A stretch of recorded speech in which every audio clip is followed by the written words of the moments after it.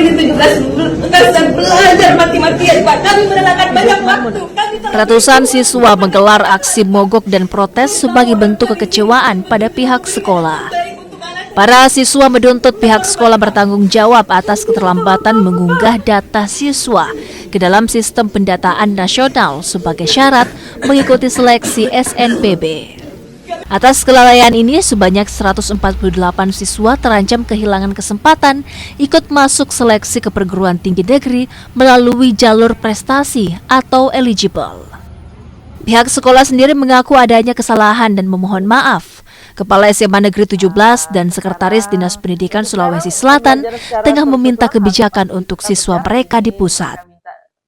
Sebenarnya pada proses dari pengumuman eligible menuju ke deadline waktu 15 Januari ke 31 Januari ini sebenarnya sekolah sudah berupaya maksimal mengikuti tahapan-tahapan yang memang harus dilaporkan atau diinput untuk melengkapi data ini. Jadi 3 proses itu kita sudah lakukan, dan yang terakhir yang tidak sempat diinput itu terkait nilai, finalisasi nilai untuk anak-anak kita yang eligible ini.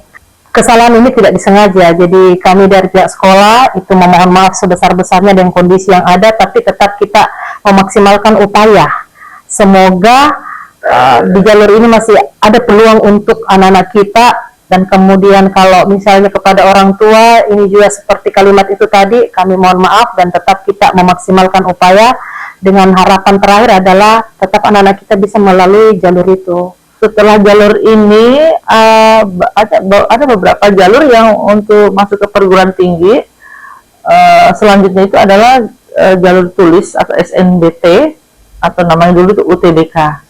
Nah, itu tidak lama lagi, Bu. Di bulan April itu mereka sudah melaksanakan mengikuti jalurnya ini untuk masuk perguruan tinggi. Siswa kelas 12 SMA Negeri 17 Makassar untuk sementara diliburkan hingga pihak sekolah mendapatkan hasil dari Kementerian Pendidikan. Nila Rustam, Kompas TV Makassar, Sulawesi Selatan.